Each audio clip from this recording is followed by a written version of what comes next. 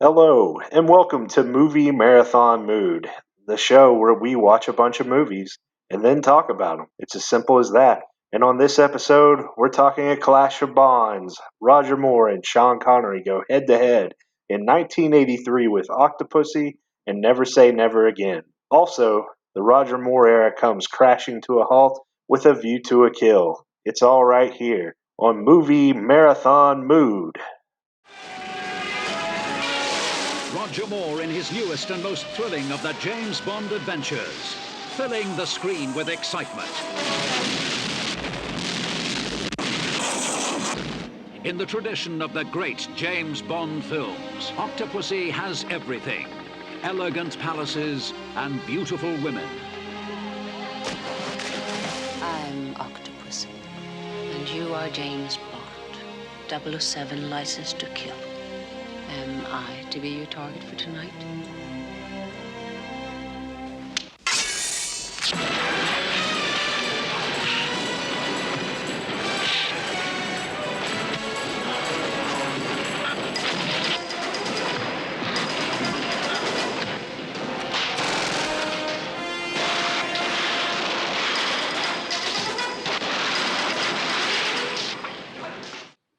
And we're back for another episode here, Movie Marathon Mood, going into a really interesting group of movies, closing out two different eras for James Bond.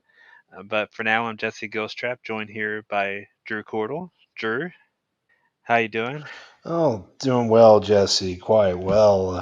How about yourself, my friend? Doing fine, and we're gonna dive in here. Might as well start right quick with Octopussy, one of the maybe the funnest title to say in James Bond, but also from a short story by Ian Fleming, because we passed the point where, as I mentioned before, with Moonraker, Moonraker was the last book that had yet to be adapted at all to the big screen, and now we're in still Ian Fleming territory in terms of the titles, at least, because this was short story Octopussy and the Living Daylights.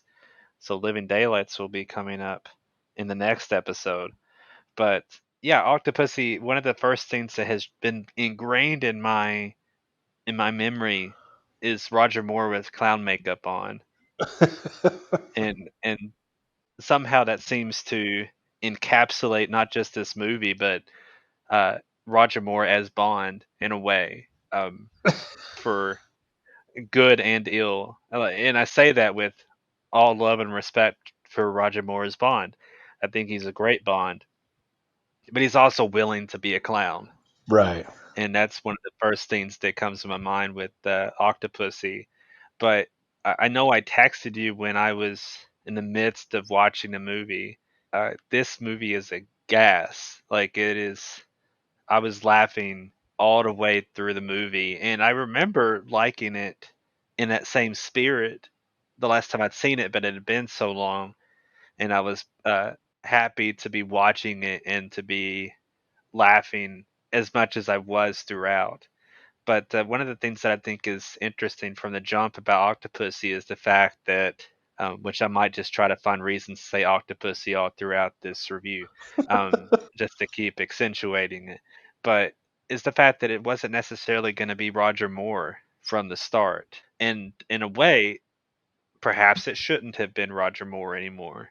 But he agreed to continue. And so we get two more Roger Moore Bond movies, perhaps more than there should have been. And we'll actually talk about this throughout the episode, including on the next movie that's not even Roger Moore.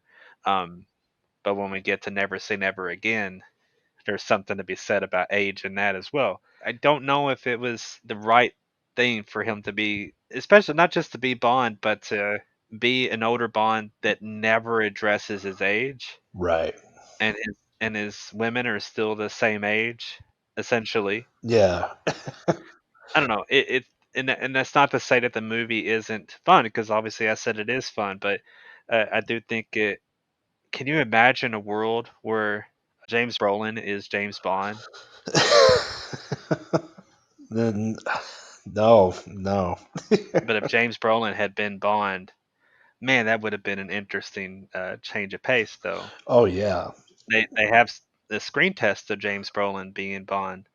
Obviously, we're about to go into a time when there is a different Bond, but if things had changed right here, it'd be interesting to see where the series would have gone in general. But instead, we get more Roger Moore as Bond. Well, just to kind of encapsulate that James Brolin thought, I think the closest we're ever going to get to that is his scenes as P.W. Herman in Adventure Pee Wee's Big Adventure when he plays Pee Wee in the movie. Right. He plays Pee Wee as like a Bond type figure, which I'm sure was an allusion to him almost being Bond. I guess I don't know if that was the intention or not, but I don't know what that would have been like. I think it would have been fun, interesting. Well, if you think of not too long before this was him in the Amityville Horror. Right. Now I'm trying to imagine him, James Bond, gruff and carrying an axe. To the point at hand, I enjoyed Octopussy quite a bit, and I will also say the title as much as possible. I thought this was a step up from For Your Eyes Only because when we talked about it, I said I had a big problem with the tone of that movie and that it wanted to be kind of more serious, but it also didn't want to be serious at the same time, and it just was kind of a mess. Whereas Octopussy, I feel like tone is not really the issue. It's silly. It's not too silly. It's not as silly as it could be, but Right. it's tongue in cheek quite a bit, and it's cool with that. It's not maybe as confident and running with it as Moonraker, but it's definitely pretty firm in that. I think the only this and we're talking John Glenn. This is his second Bond movie, and so I mentioned that his big issue in the last movie was tone, and I feel like that was kind of corrected. I feel like in both of these movies, his big that we'll talk about in this episode that he directed, his biggest issue, and not as much in this one as the other one, but pacing is a big issue because there are things that I love about Octopussy, but when it kind of gets bogged down in the plot, some things kind of tend to drag a little bit longer than others. But there's a lot of fun to be had here. I really enjoyed the opening with the like the Cuban airfield and everything, and there was a lot of fun. That might be one of my favorite Roger Moore pre-title sequences. It was a lot of fun. I found myself really enjoying that. I enjoyed kind of like the scene in the village in India where pretty much every stereotype about Indian culture is used with great effect for just fun, hokey, gimmicky action scenes. He's got a sword swallower. He takes the sword out, he uses it. You got hot coals that explode. Someone's walking on that explode. You have snake charmers, just everything, and I really enjoyed that sequence.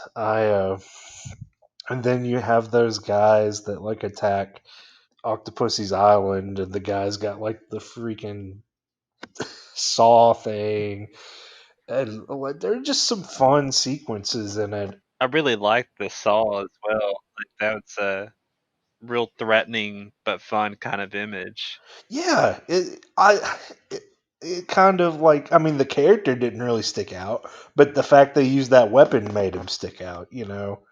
It was it kind of little inventiveness to it. The villain in this, Khan, and his henchmen, they were like his henchmen. I can't even think of the character's name now, but he had that turban, and he had a really cool look because he's kind of big and strong, like Jaws, but not like quite that big. But he kind of had a cool presence to him. But I don't think he was ever used. He could have had this. The scene where he does fight the Bond on the top of the plane is hilarious. The way it ends.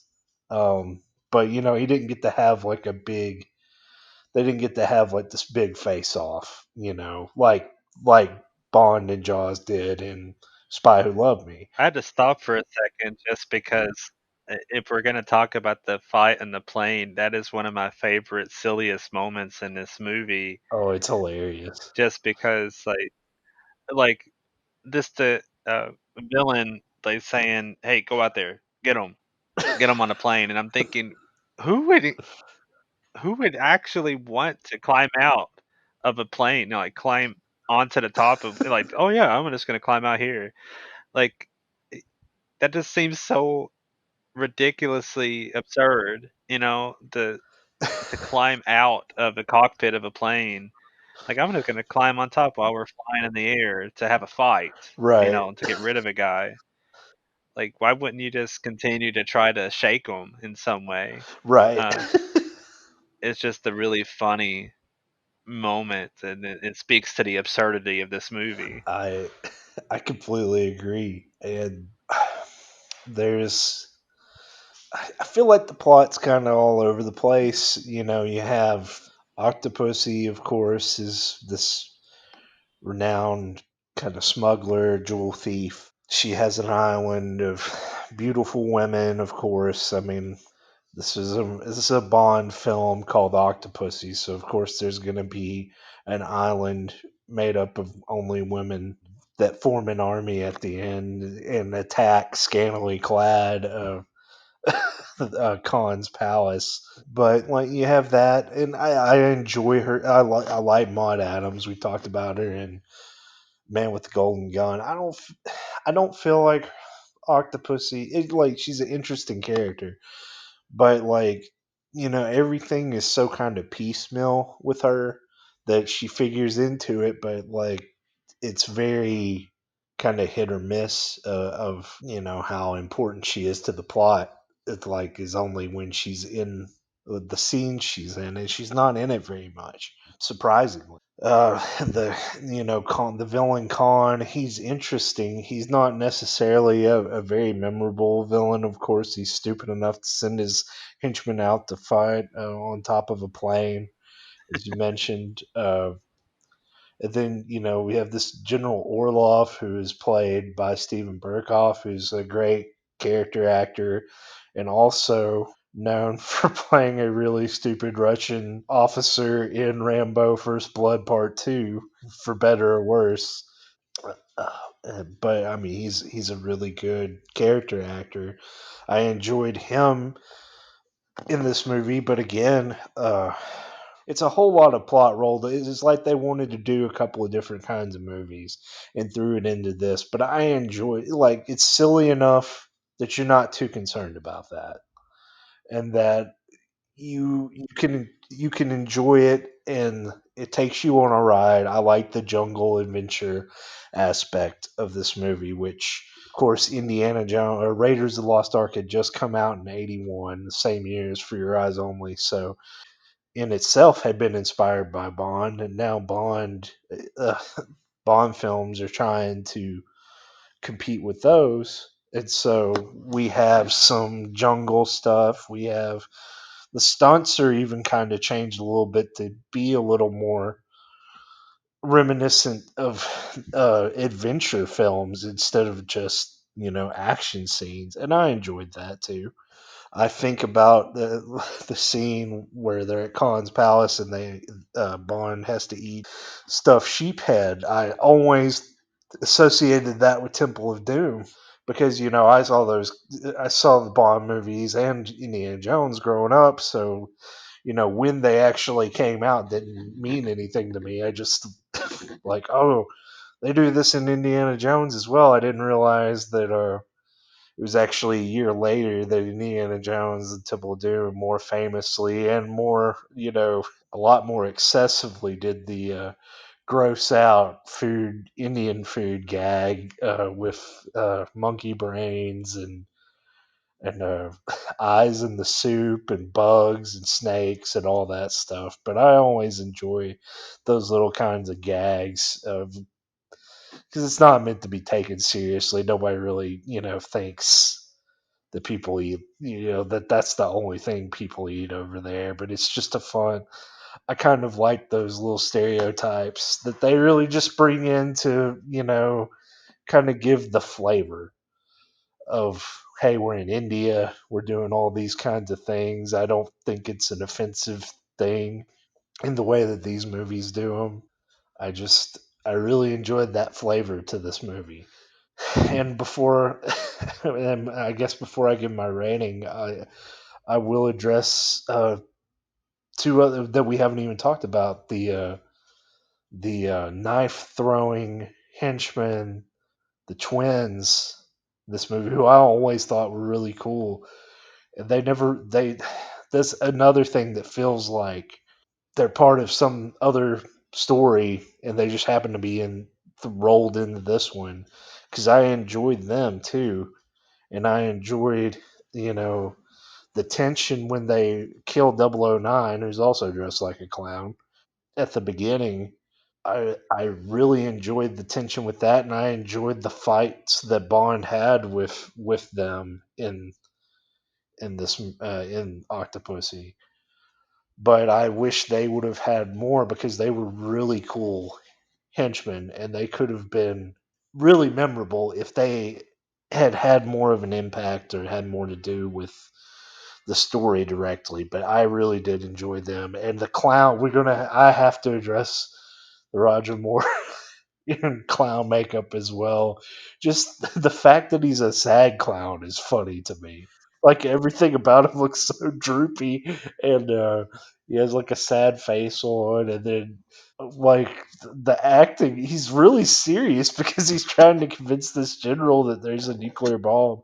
So he's having like arguably his most serious scene in the movie, dressed as a sad clown, and it's it's so funny. You nailed it on the head. Roger Moore was getting old. He was getting stale. I mean, he was good. He was still good as Bond. I think he was still enjoyable. He still has his charm. But it's becoming extremely obvious that we were jump cutting to like younger, physically more able stuntmen in the action scenes. And like he's not doing them in the other movies too, but like it's very apparent now. And he was kind of looking older in For Your Eyes Only, but I thought he kind of pulled it off better in that one. And in this one, he still does okay, but it, it's starting to catch up with him, and we're really going to touch on that when we get to View to a Kill. But ultimately, Octopussy, I'm going to give it a 005 out of 007. It's enjoyable. It's a lot of fun. It's a step up from For Your Eyes Only. I think I didn't have as much issues watching it. There's some silly stuff, but I mean that's its intention. It could be better. You do kind of think like what it would have been like had he stopped playing Bond previously. And so did he overstay his welcome? That's debatable, but I do enjoy a little bit of Octo Pussy. No, I think tone is one of the most important parts of a movie, and it's something that doesn't always get as much traction as it should. And you know, some people's ideas of what is and isn't important about a movie, but it is super important. And Octopussy has that going for it. It knows essentially what it is, but it's not to say it doesn't have problems.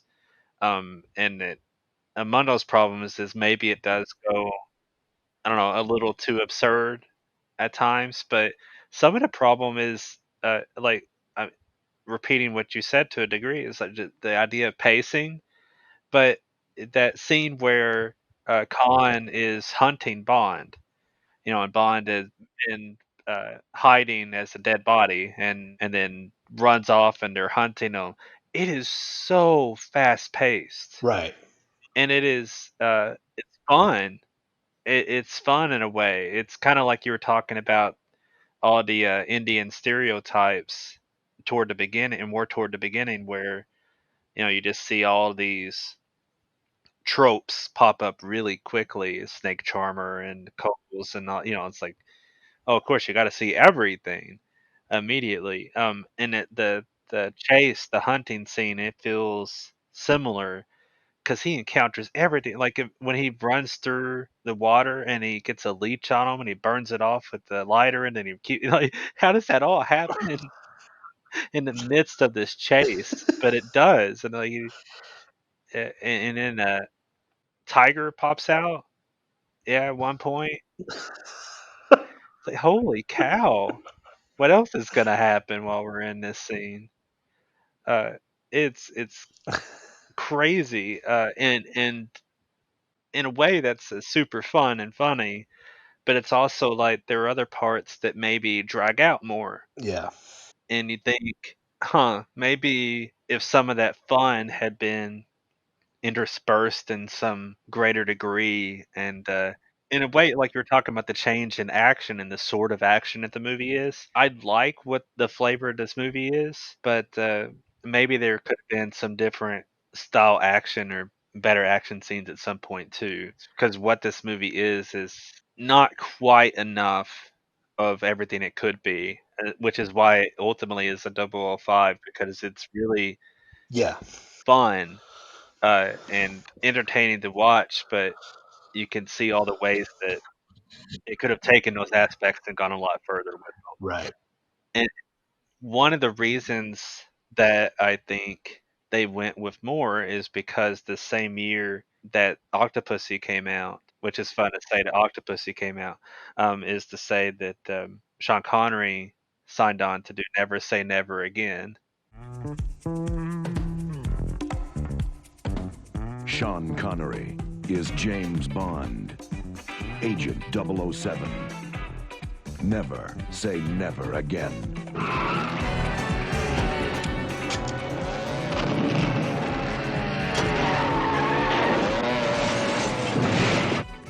My name's Bond.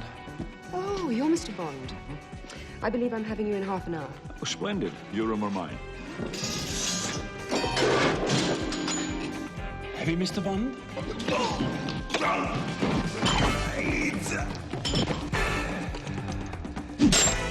You're marvelously well equipped. Thank you, James. So are you. Good to see you, Mr. Bond. Things have been awfully dull round here. I hope we're going to have some gratuitous sex and violence. I certainly hope so, too.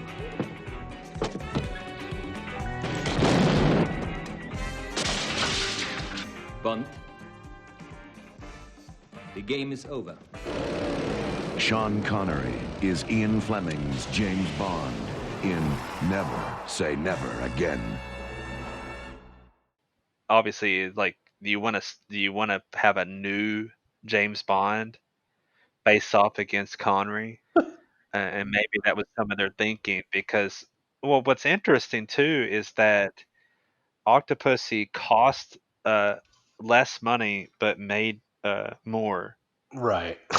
than Never Say Never Again. But I mean, I'll just say it from the start that I think that Never Say Never Again is maybe not hugely so, but the superior movie to Octopussy. And one of the reasons that's true is because, or that I think it's true, is because they acknowledge Connery's age from the start. And here's the funny thing: Connery was essentially the same age at the time as Daniel Craig is now. It's just kind of this mind blowing truth. But they have also addressed Craig's age already. We haven't seen No Time to Die yet, but they've addressed the fact that he's aging, Yeah. and yet he's in incredible physical shape. Obviously, like they've really, I'm sure Craig has put a whole lot of work in at the gym and so forth to be into great physical shape. But at the same time, like they've addressed the fact that he's older, because I mean, it's just true, right? Uh, that a lot of times, if you're going to be a special agent out in the scene, you probably have a relatively short shelf life, Right. like an athlete would. But in Never Say Never Again, they address that from the start, you know. And one of the things that's interesting about the plot is that he starts off the movie saying, "I'm wanting to be out in the field. Why do you have me behind the scenes so much?" And then he gets out and he's out in the field. And at the end of the movie, he says, "Okay, I'm good. I'll never do that again." And of course, the winking to the camera when they say never, Right. never say never again. Of course, the callback there. Oh, before we get too far ahead of ourselves, I just something that crossed my mind is that we never mentioned All Time High on Octopussy. Oh yeah. Yeah, which is kind of a I think it kind of speaks volumes about it that we didn't talk about it. I think so too. It's one of the. I mean, it's not a terrible song, just No, kind of kind of forgettable. yeah, And I think we kind of hit now. One thing we are going to talk about later in this episode is a great. We do have a great Bond song on this episode. yes, we do.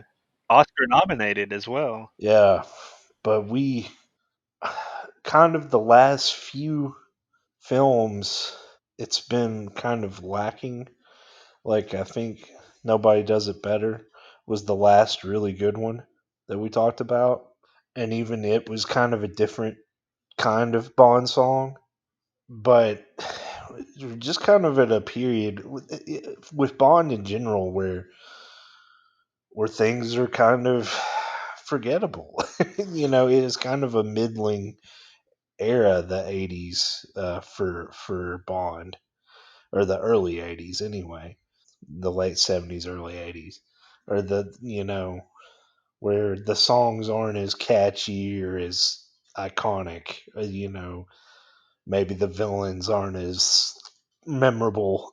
Maybe the plot isn't as memorable. We've had that in some of these films. That yeah, with All Time High, I feel like that's definitely the case. I will say I like All Time High more than I like the song Never Say Never Again. Yeah, I was just about to say Never Say Never Again does not have is not a good step up either.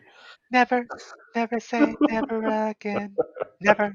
Oh God, stop it. And I have to, just quickly, the opening sequence is awesome of Never Say Never Again, except for the fact that that song is going on during it. Like, could you imagine that opening sequence if it had like a score I know. that accompanied it? It fit. It would have been awesome. That's what I. One thing I was going to say is that it was awesome to see Connery not only be Bond again, but to kind of aggressively be Bond again. I feel like as much as I enjoyed Diamonds Are Forever, it wasn't necessarily a physical comeback for him. The movie, he was kind of showing his age, and I feel like in this one, even though he is showing his age, and it is very much by his age, this is a little more aggressive Connery. And I like that edge to it. I like that, even though it's a training sequence in the beginning of the film and not an actual operation, which was also a very cool opening. But I just like kind of that edge, like a jungle casual James Bond. I almost wanted the whole movie to be like in that setting. Um, because I really enjoyed that. I really enjoyed kind of like the grittier Sean Connery. He's a little older, a little rougher around the edges. I like that. And we have to mention too that this is essentially a remake of Thunderball. Yes. And I feel like that's what prevents it from being better. It is a much better movie than Thunderball. Yeah. But the fact that it is Thunderball Part 2 or Thunderball again keeps it from being great. Just because I don't think that this is a much better version of that story. and they fixed a lot of problems that story had, or the Thunderball had in their version here, where they made the story have more weight and they made characters more memorable. We talked about how lukewarm Largo was as a villain. He's much better villain in this movie. Has He's actually a character, you know, and I enjoyed that. But yeah, that it is Thunderball, and it was because of rights issues.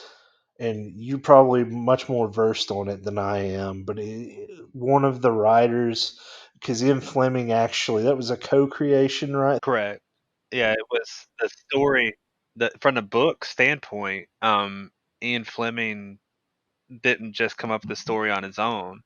Kevin McClory was also a creator of the actual story that became the book. So when they were having this debate and this legal battle, it stemmed around Thunderball most specifically because that was the claim to film rights issues and so forth. When they won the legal battle, the only stipulation was that it had to be Thunderball.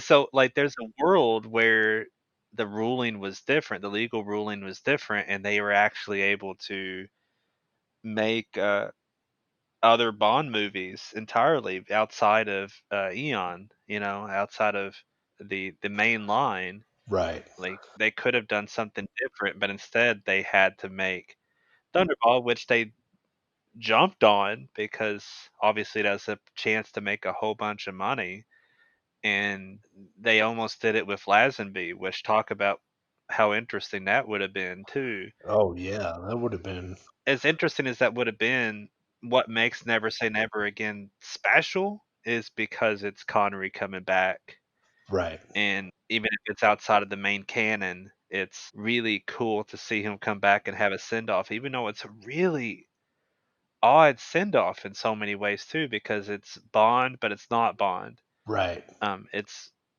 It's a weird alternate view of things. Like Q is also called Algernon. Yeah. Like that's weird. It doesn't feel like what we know, and it doesn't make it wrong. It just means that it's different than the direct kind of formula that we know. It doesn't have the same exact feel as a Bond movie has typically been, and yet it does at the same time. It has a lot of those same tropes, and it's also directed by Irvin Kershner, Hmm. who had just made several years earlier The Empire Strikes Back, which many people uh, still peg as the best Star Wars film. It's certainly one of the best. It's not my personal tip top favorite, but that's barely saying anything. It's a great film. It's not mine either. I don't know if we'll ever do Star Wars, but yeah, well, I guess we're controversial figures. Star Wars would be great to do. I'm definitely not opposed to doing Star Wars at some point. But yeah, like that would be a lot to talk about for sure to go through that entire series. But point is, like, one of the things that Kirshner does really well is work with his actors Yes. and have a sense of reality to them, and that's what he does with Connery, like, actually acknowledging his age, have a sense of the real person. Max von Sydow as Blofeld, like, holy cow, Yes.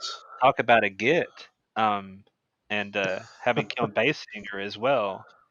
Um, but I'll just stick back on Max von Sydow, who, wasn't too long ago that he passed away. He is such a legend.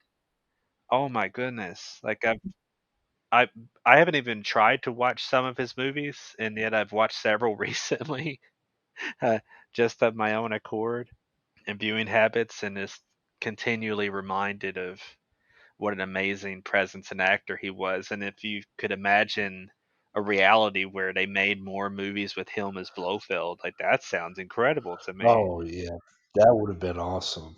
Oh, I was just gonna say one of the things that has to be pointed out about the casting is that that was one of Connery's stipulations. He didn't think the casting was good. on the Bond movies that he was a part of, and he wanted to have a much bigger stake in this, creative control and deciding who was casted.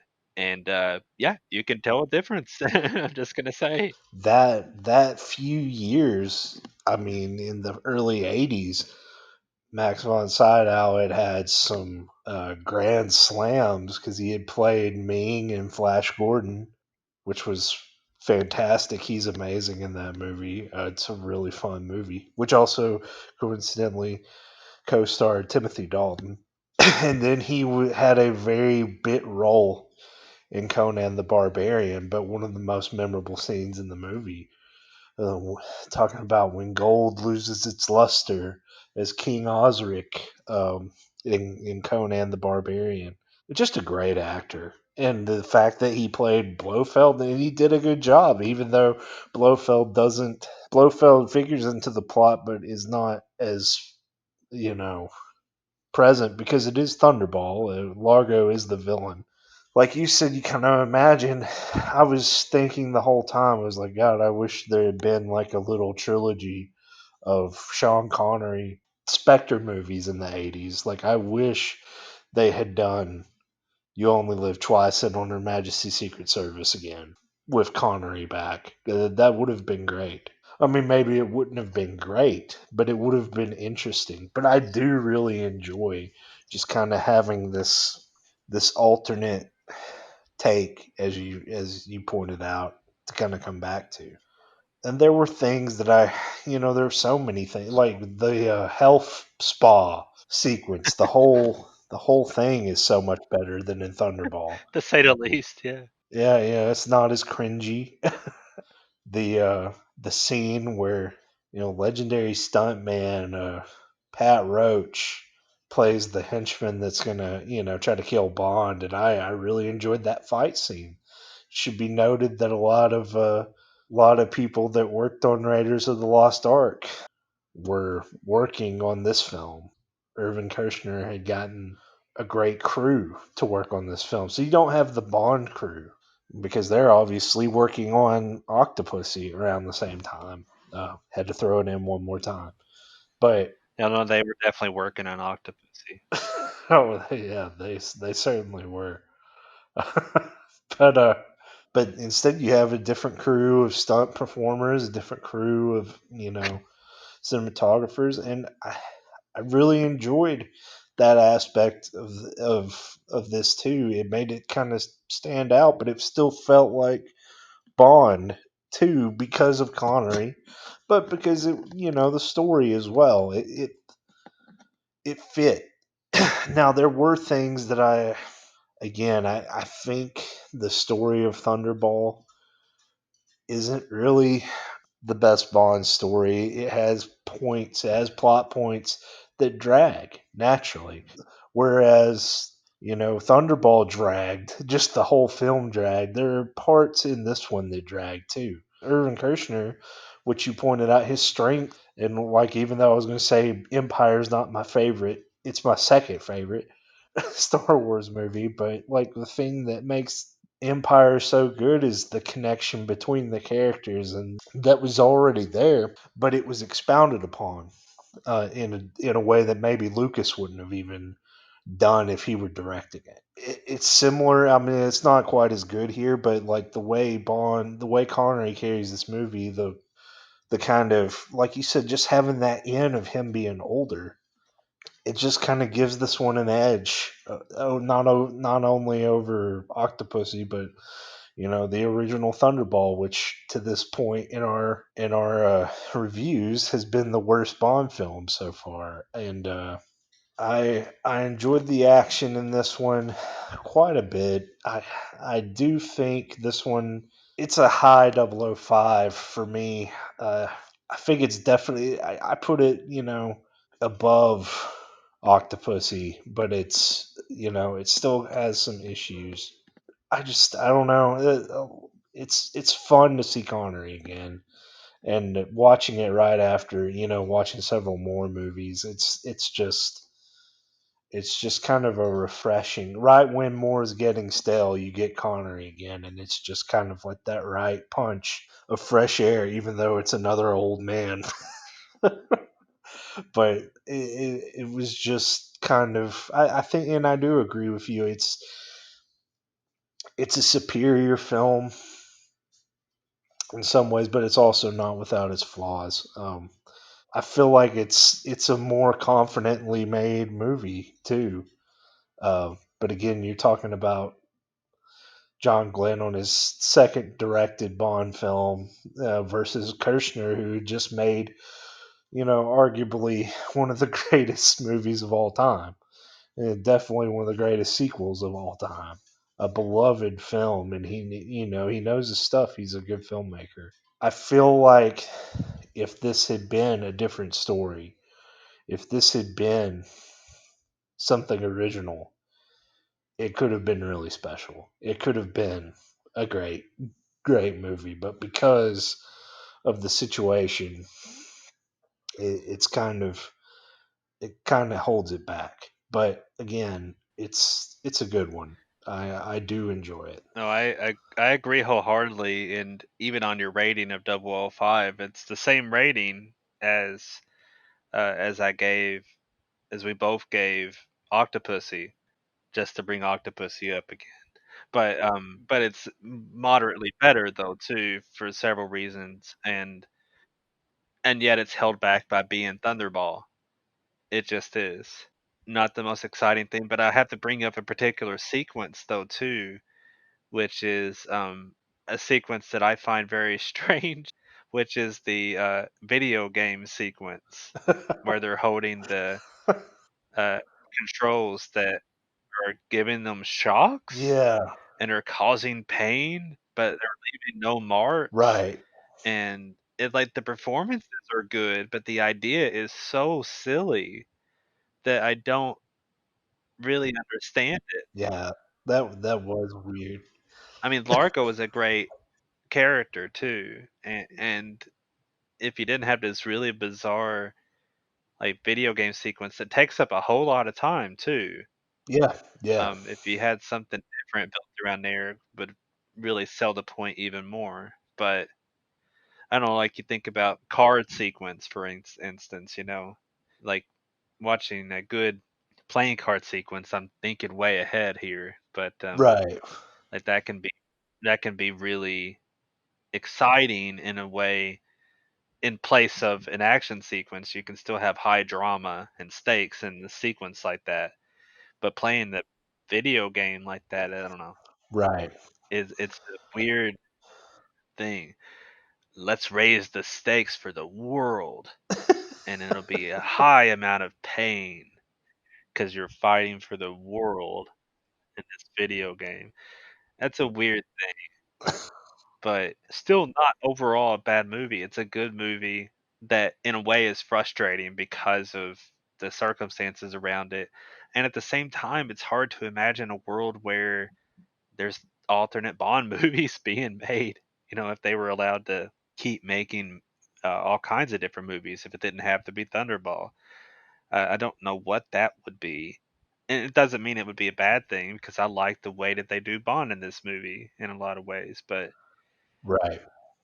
yeah, it's just such an odd little entry, and at the same time, I think it's a good send off for Connery. It's like a nice little coda. So, two 005s. How about we talk about A View to a Kill? Yeah. I'm not sure where you're going to land on it, but I'm going to tell you right off the bat, it's not 005 for Yeah. me. It's not for me either. This man has a secret ambition. I propose to end the domination of Silicon Valley.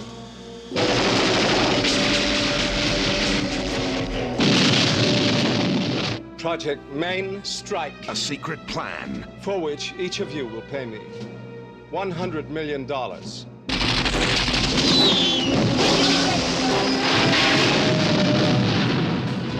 And a secret weapon.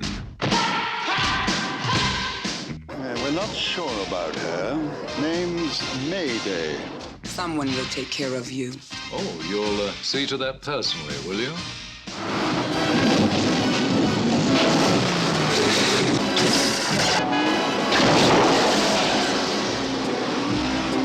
The name is Bond. James Bond. And I'm Dick Tracy, and you're still under arrest. In the world of high adventure, the highest number is still 007.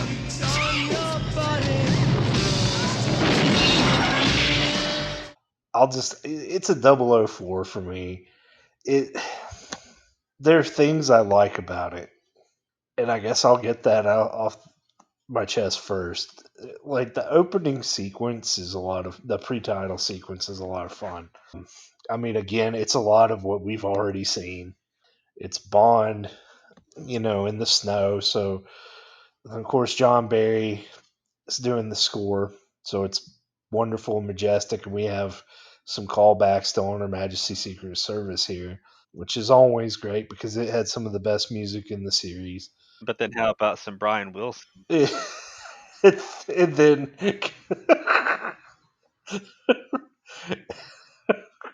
California Girls makes a abrupt appearance and thankfully an abrupt disappearance.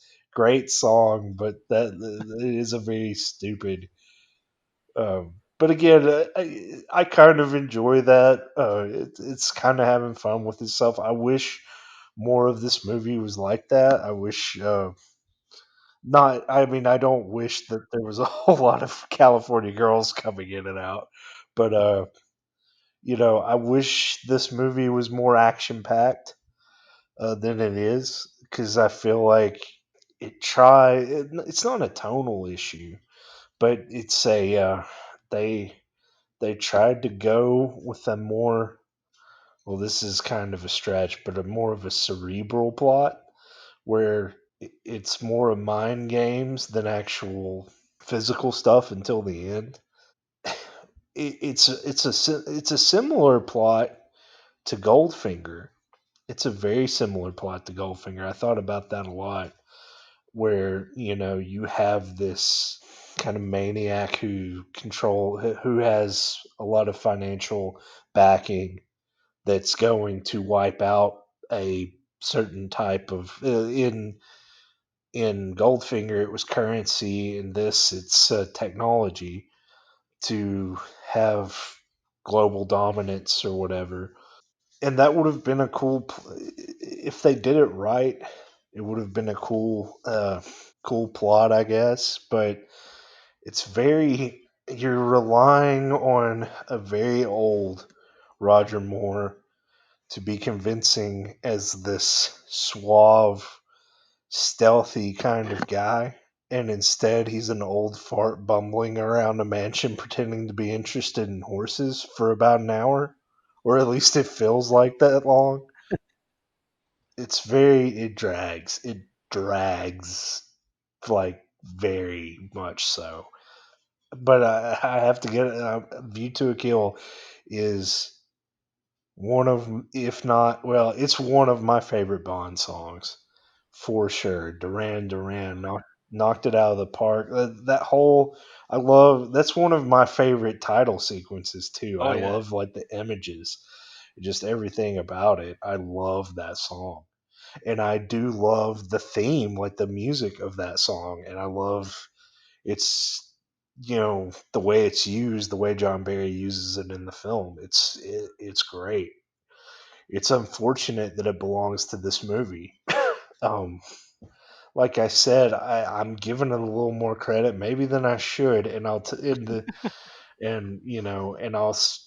you why. And it's because Christopher Walken is in this movie. And Christopher Walken saves this movie from not being just a complete, sleeper. Because when he is in it and when he is sinking his teeth into it, which he does in every scene that he's in, it's fun to watch. But he's not in it too much. Even the stuff that's really absurd. And Grace Jones too. I'll give her credit too. And I also have to give a shout. This is the cinematic debut of Dolph Lundgren. He's in it for like 30 seconds.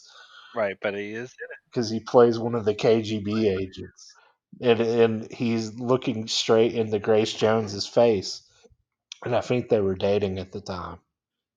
I really enjoyed her as Mayday, and I love Christopher Walken as Zoran, even though the character is just bonkers. He's crazy. I don't know if there's really a good reason for it, other than he's possibly the product of Nazi science, which is never fully explained.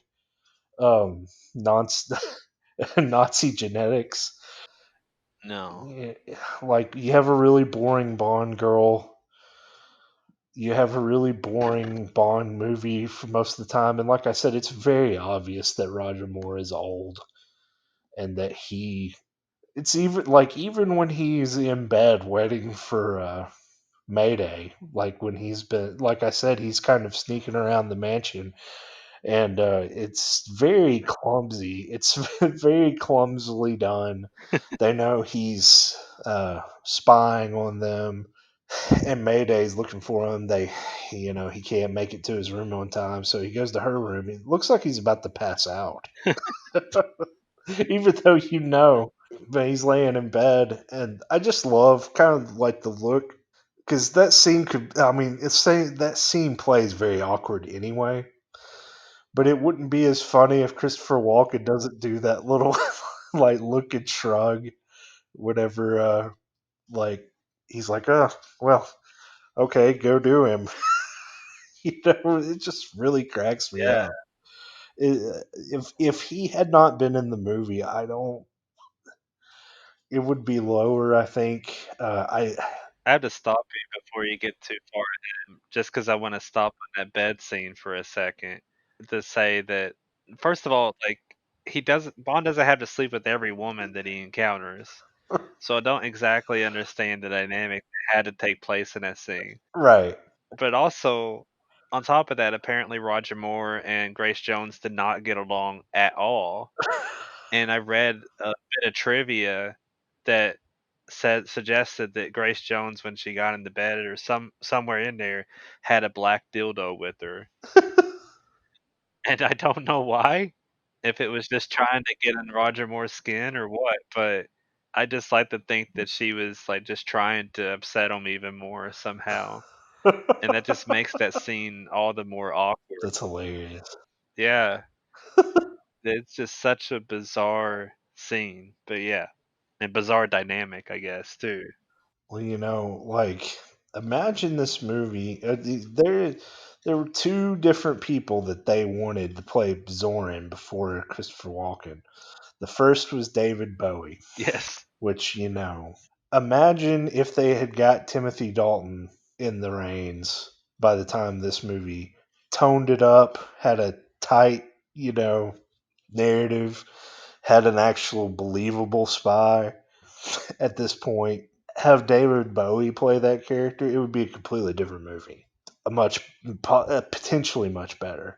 But he turned it down, and then Sting, I think, was the next person they thought, and he was busy as well. So we get Christopher Walken, and and I love Christopher Walken. He goes nuts with it. The last 10-15 minutes of this movie is just Christopher Walken having a blast. And I'm glad somebody did when they made that because it kind of saves a little bit of the movie. The last bit is so fun to watch, even though it's been I wouldn't say it's a good finale at all, but it is fun to watch just because of him. When they just start killing all of his people that worked for him, he's just shooting these people for no real good reason and laughing and having the time of his life. Yeah. And it's not just that he's shooting them after causing an explosion and they're already flooding. Yeah. Adding injury to injury. It's ridiculous. The old scientist, the Nazi scientist guy who just bumble farts around the Zeppelin at the end.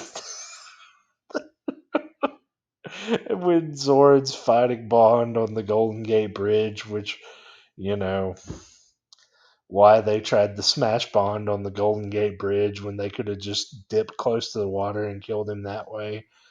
Uh, Whatever, but that whole sequence when the old man wakes up and looks out the Zeppelin's like, Max, Max, and Christopher Walken just starts laughing before he slips and falls off the bridge. It just always cracks me up. It sticks with me. I don't know why.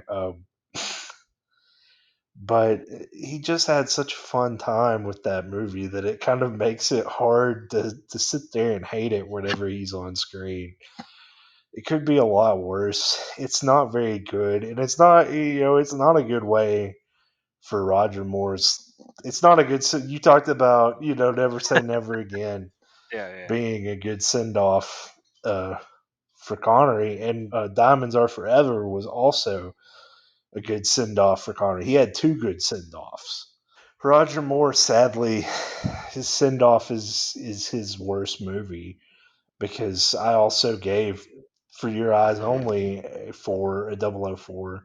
This one's a lower. I think if I didn't enjoy some things about it as much as I do, I'd probably give it a lower rating, because it is just kind of a slog to get through.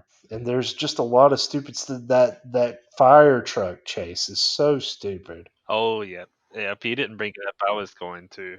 I'll let you expound on that because I really don't. Why does he even come back? Why does Bond, why does he go back in the first place on the truck? What is he going to Right. accomplish? Do, do you have any idea what he's trying to do?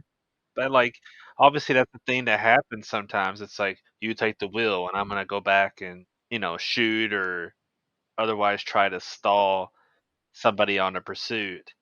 But I don't know what he's trying to do in the first place, because cops are chasing him. I don't think he's wanting to cause too drastic a damage or anything. But also, what does he even have that he's going to try and do? And then, of course, the ladder is loose, Right. so he ends up just kind of flailing around on the ladder as it's over the highway. It is so silly. Oh man, it is so silly as an action sequence. And like I mentioned, obviously we talked about the action in Octopussy, but we talked about it as being like different than a lot of Bond movies because it's more adventure based. Right. The action in A View to a Kill is also not great, but it also doesn't have that adventure edge to it either. No. So you really just have bad action for, most part, right? Like it's uh, not all that well done or that exciting. And I'm not saying that on the stunt team's part. I'm saying that in the part of the premise of the movie and how it works and operates. It is just not that great as an action film, not that great as a story. Like, I know Roger Moore has said it's his least favorite Bond movie, but the reason that he cited was because he thought it was, or at least one of the big reasons was because he thought it was unnecessarily violent, mentioning Max Zorin like firing the machine gun on people, but also like the scene where he kills the guy that he presumptively is going to pin on Bond and say that they did it, but I don't have any inkling of an idea of how he intends to pin it on them. That it's not like a thought out plan. Like he's gonna end up having them killed in an elevator in an obvious way that's clearly arson, Right. and the forensics are gonna come in and they're gonna say, "Oh, clearly these people came and shot this guy before they caught on fire in an elevator." Right. Like, no, that doesn't really make a lot of sense. I'm pretty sure they pin it on somebody else. Pretty obviously. Yeah, the movie's not very thoughtful. Right. Um, and I don't disagree with you that Christopher Walken is amazing. I love watching him when he's on a screen, and in a way, I suppose I agree with you that perhaps if it wasn't for Walken, it was the same movie. But you didn't have that charismatic performance, then sure, yeah, it wouldn't be as much worth watching. And frankly, I don't think Roger Moore is bad in it. He's just clearly too old for the part, Right. and they don't acknowledge his age. They still have him running around as if he's not, and nonetheless looking very silly. At the same time, I give this movie a 003. So to me, it's the worst movie that we've watched so far as a James Bond movie. Not just Moore's worst, but for me, it's more than just the violence. It's the because it's not really the violence to me. It's the that it doesn't really make any sense what's happening, why the action is happening the way it is, and it's also kind of boring in places too, like when they're flooding and they're trying to climb out, and it's I don't know, you have Mayday kind of turning sides, and it's happening in the most kind of awkward way. Like think about the, her relationship with Bond in particular. Like why is she suddenly like siding with him? Not just that Zoran turned on her, but then why is she okay with Bond? Like what is her motivation? Right. I don't exactly understand that, especially when it comes to like helping him descend. When she's like using the lever and pulling him down so that he can get the bomb. And then when she's like pulling him back up, and he's like yelling up at her, like, keep going. Like, I'm pretty sure she realizes that she needs to keep going, but I guess you could yell at her. Like, it makes sense when you're going down to be like, oh, a little bit more. Now stop. But Right. I'm pretty sure she understands the concept of if he's not up there, that she needs to keep pulling. He might as well have started yelling at her that she was weak, for not being able to pull him and the bomb up. Right.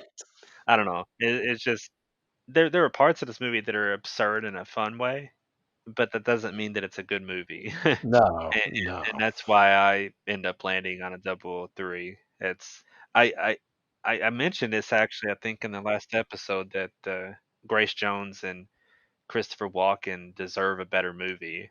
That's been accentuated much more now that it's fresh on my mind.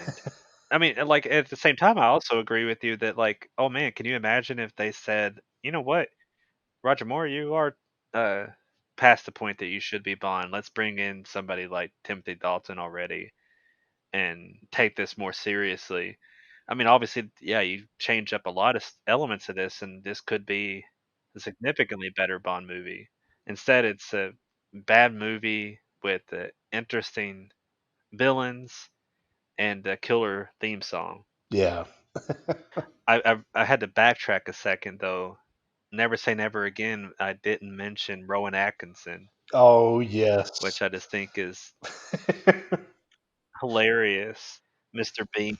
Good old Mr. Bean, Johnny English himself. Yeah, that cracked me up too. Anyway, I just had to throw that in there before we moved ahead because I just thought that was great. Um, on A View to a Kill, um, changing back again. Uh, not only is this Moore's last movie as Bond, and what a unfortunate send off. It's also the send off for Lois Maxwell as Moneypenny. Yes. It's her last movie as well, and she actually talked about wanting to maybe be M and be promoted as M, but they didn't think that a female M would be accepted by the audiences at that point, which is a decade removed from that sort of thing perhaps happening. But man, I don't know what she would have been like as M, but what a shame in so many ways that they didn't allow that to happen. That being a cool tradition to kind of move forward with. And I say that I don't think we've mentioned uh, our new M at any real point. Robert Brown, and Robert Brown is M basically in the John Glenn directorial era. I think he does a good job as M, I even do if I too. don't think he's been especially memorable or anything. He's not been bad. He's been good. He's been a good M. Interestingly enough, they don't. I don't know if he's ever just been one on one with Bond. He's always with other people. It's like they don't let him just be a character in and of himself either. So that I certainly don't pin any problems on Robert Brown. Right. But at the same time, I think he's held his own well enough, if not especially memorable. This will kind of transition us to what we'll watch next in some ways, but when I think about him as M, I think about him as M of the Dalton era because they had him stand out more in Dalton's movies where he figured into the plot a little bit more or actually had an impact on Bond to some degree.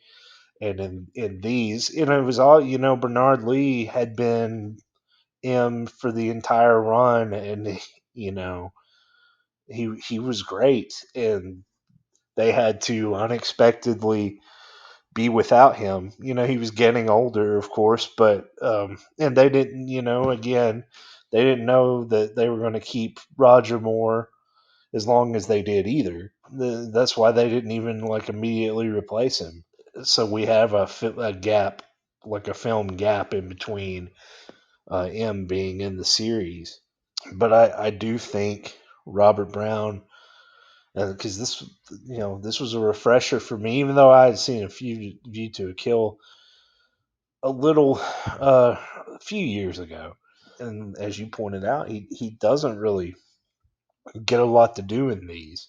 He is having a briefing with Bond, and that's kind of it. And again, he's not the only one there, so it is kind of awkward. He will get to shine a little bit more, get to have, and again, it's been a while since I've seen the Dalton films, but I do know, at least in License to Kill, he has a little more to do, and I do remember him in that more than I do from these. So we'll get to say more about him, but yeah, Lois Maxwell, Monty Penny, what a legacy! She was so good. The rapport she had with all the Bonds that she worked with. And there's always going to be, obviously, I think it was at its best in the beginning, in the very first run with Connery. But she and Roger Moore hit it off as well. But again, her age was acknowledged when his wasn't, which was a problem I pointed out the last episode. It's something that kind of bothered me because she deserved better. And I had not heard that about her wanting to be M, but that would have been, I don't know how it would have played out, but that would have been cool It's a cool or an idea. interesting idea anyway. Yeah. A female M. Huh. I wonder what that would be like. 10 years later. Yeah, ultimately, I think, I mentioned that I kind of think Judy Dench ends up being the best M. Not, uh, just everything they, even, and I haven't seen the Brosnan films in a long time, but they made M more of a character even in that era, and especially in the Craig era. But the choices they make with him later on are really interesting, and the fact that they rejected a Lady M is really interesting to me, especially for what happens, like you said, 10 years later. And we're going to talk about it again the next episode when we get to Goldeneye, which I can't wait for. I'm real. This is the most excited I've been for an episode in a while. I texted you before we started doing the podcast that I'm itching to start this run, to start the Dalton era, which is sadly only two movies. Because I think Dalton, and we're going to talk about it in detail, but I feel like Dalton didn't get the reputation he deserved. I'm very excited to watch Living Daylights. I have not seen it in a long time. I have some good memories of it. License to Kill is the '80s action film of Bond movies. It has a drug dealer in it. It has spectacular stunts. I've seen it more recently than some of the other ones. I um I can't wait to watch it again. I enjoy watching it. I like Dalton. I like him a lot. I like him more than Roger Moore. And we're going to talk about that uh, next episode. I wish he could have gotten a third movie. In some ways, I wish Goldeneye was his third movie. And naturally, Goldeneye will be the other film we're watching next episode, uh, which is an amazing place for Brosnan to start. But man, what if that had been the finish for Dalton? I think people would be think of him differently. But I think people have come around on him now. There's a lot more people that claim to like Dalton than there used to be.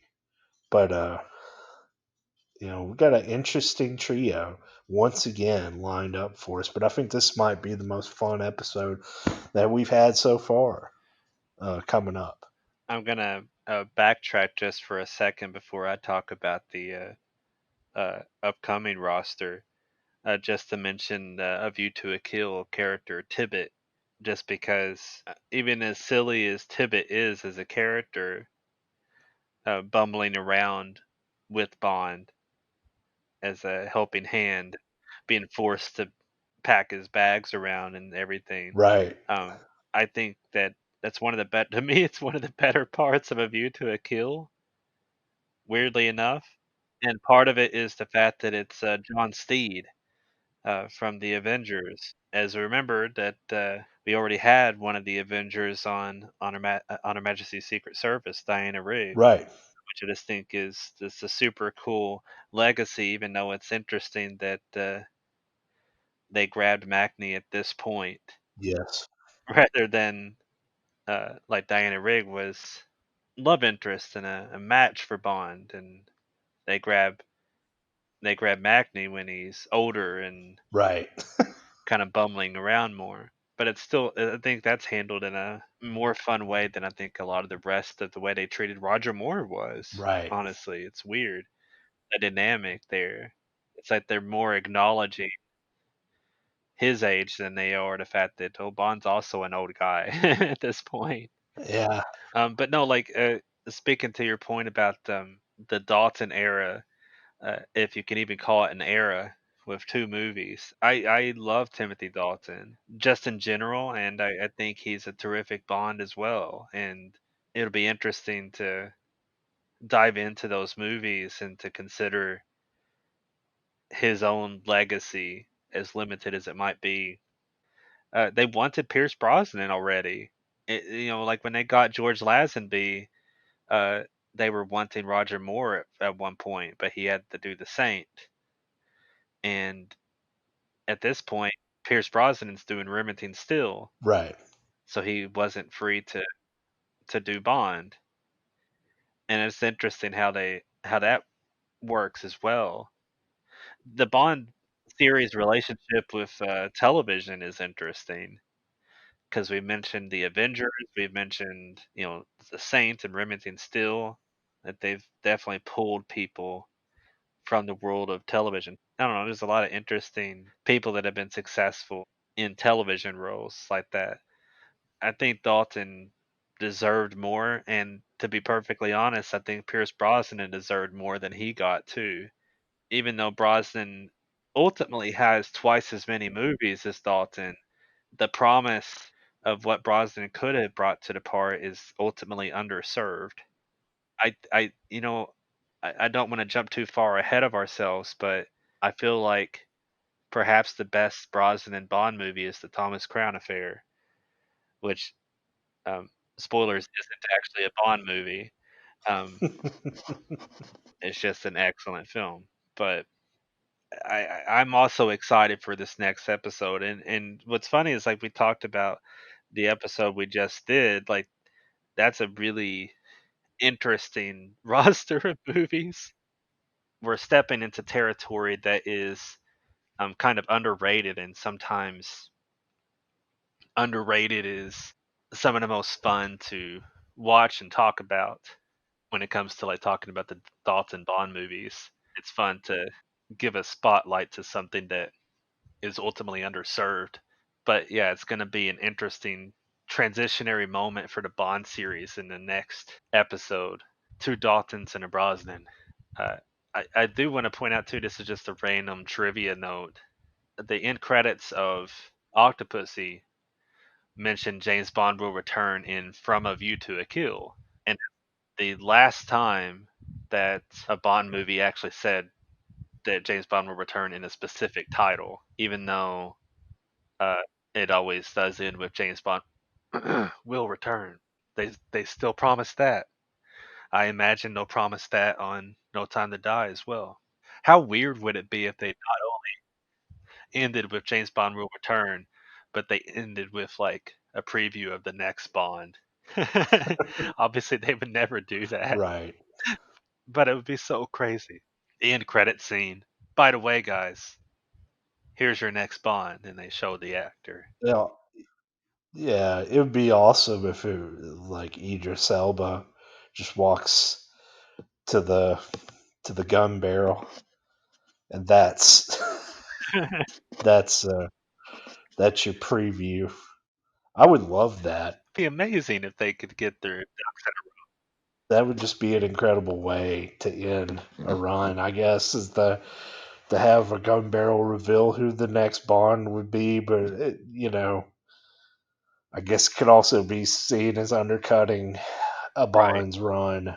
Uh, Also true. and again, like you said, we talked about the final run of two Bonds tonight, and how a lot of times that the last I don't know if it really I don't know if it really is true for Dalton, because I really feel like his run ended before it ended, and I don't think License to Kill is necessarily a really bad movie. But and again, we'll watch them soon. But Brosnan and Roger Moore both leave their legacies kind of not tarnished, but in a really bad way. Brosnan specifically, but like View to a Kill is not a good movie, like we both said, and it's